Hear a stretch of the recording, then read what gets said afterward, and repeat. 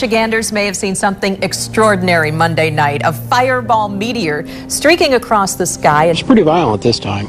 Really shook the house. A man living in St. James City on Pine Island in Lee County wondering what's causing his house to, as he puts it, violently shake. And he's not alone. We've been getting a number of calls, emails, and Facebook postings from other viewers telling us you experience the same thing. One man tells me he's felt his house shaking several times, but today it was worse than ever. What's interesting, a Navy spokesperson tells me they didn't have any aircrafts operating here around that time. I really don't think it's a sonic boom. I think it's something else. I don't know what it is, because it is. I think it's more in the ground. And he says he would know. I'm a commercial pilot. I used to fly for years. I've spent years in the atmosphere. I've never heard a sonic boom like that. The twisting and shaking is causing damage to his home. The tiles throughout the house are actually starting to pop loose. Every time this happens, it seems like one or two more tiles is getting loose. What's causing this is what I want to know. It's kind of weird. It really is, though, to see that many at one time, fall from the sky. Not one or two, but nearly 40 starlings were found laying dead on this street. It was really unusual. An unusual occurrence and a disturbing sight for both people who live and work around this neighborhood, as well as the responders who saw these birds.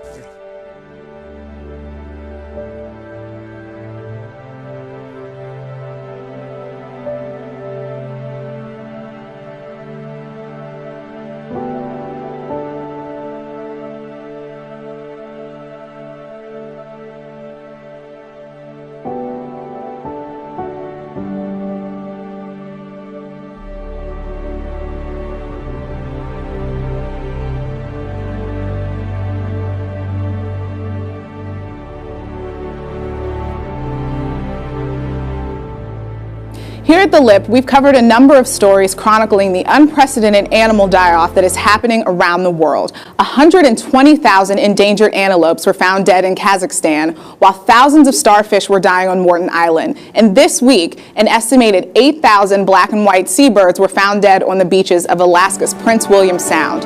Thousands more have washed up on beaches from California to the Gulf of Alaska over the past year.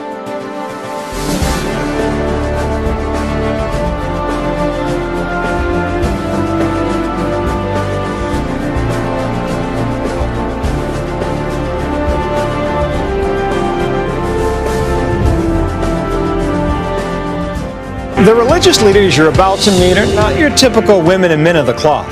These pastors are challenging the status quo.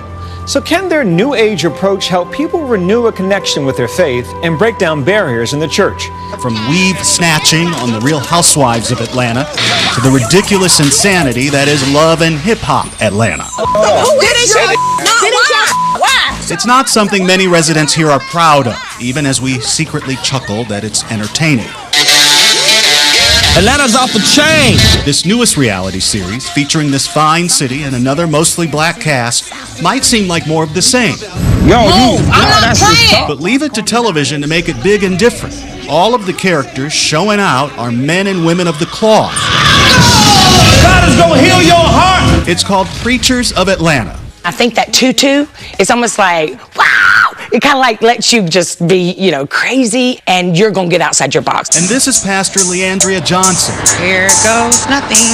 Going the extra mile for her ministry, dressing up as a prostitute to blend in a tough neighborhood downtown. I am a pastor, right? Okay.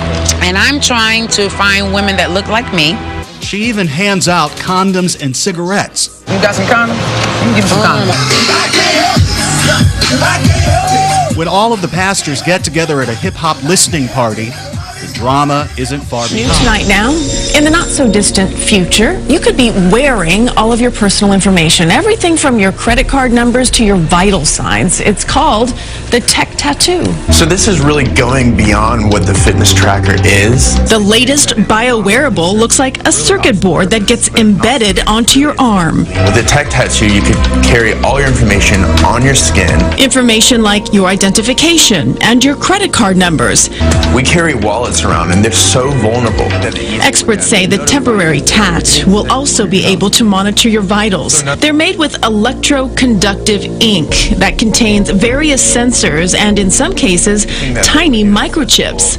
cosmetic company L'Oreal is also getting in the action with a temporary tattoo that can track UV exposure and alert you if you're in danger of burning. The future will let you leave your debit card at home. JP Morgan Chase is upgrading all their ATMs this year to let you withdraw money using your smartphone. Well, we've come a long way from saying I got to go tap Mac, haven't we? It's one of hundreds of features brainstormed at the bank's Innovation Center in Columbus, Ohio. Some ideas, like a fingerprint scanner, got left on the cutting room floor, but others are being put into practice. They want to be able to bank where they want, when they want, and how they want. And this machine is allowing us the flexibility to do so. It's not just Chase customers. Bank of America is making its machines mobile friendly, and Citigroup's ATMs may soon scan your iris for identification.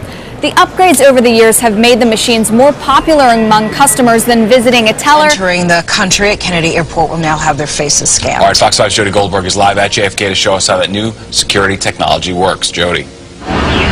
Derry, Steve, it's all in an effort to make air travel safer. This was first tested at Washington Dulles International Airport, and today's the first day the system is online at JFK.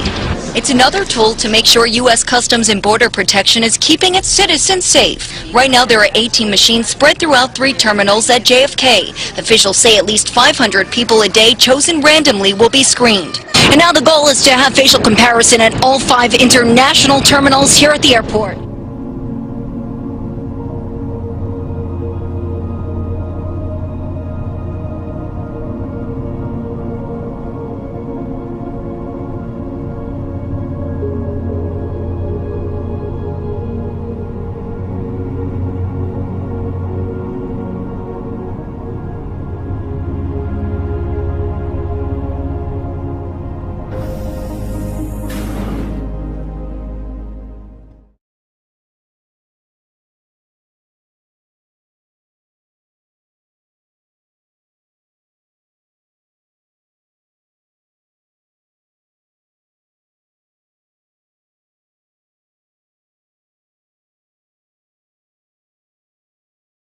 No more questions.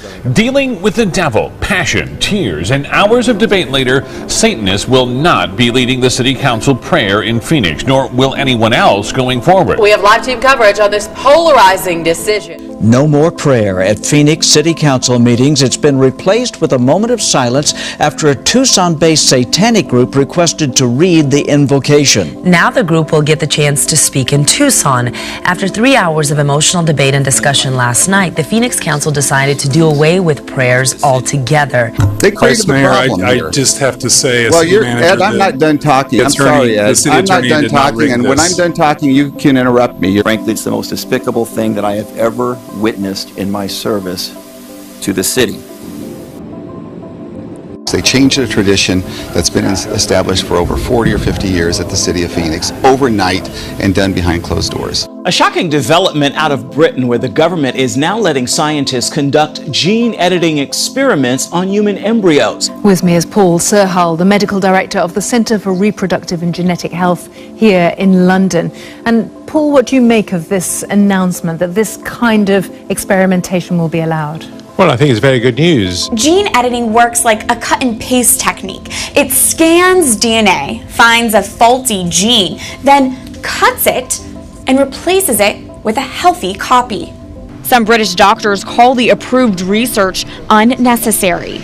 It's being justified on the basis that it will help prevent miscarriages and stop IVF failures. But the genes that these scientists plan to look at, there's no evidence to show that any of them have anything to do with causing IVF failure or miscarriage in the first place. University of Notre Dame professor Carter Sneed says gene editing destroys living embryos. What we're confronted with this morning is a very basic kind of injustice. The same injustice that we see in abortion.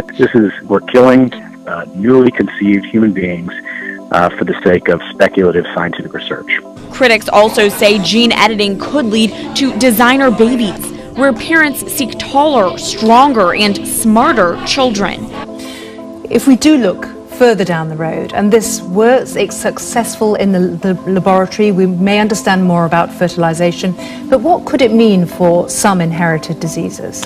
Well, I think the potential of such technology is that if you were able to edit the DNA in order to avoid the transmission of certain genetic diseases. It's all very good news. But of course, we're still a long way off. A lot of work has to be done in order to ascertain safety, let alone the benefit that will be derived from the such procedures.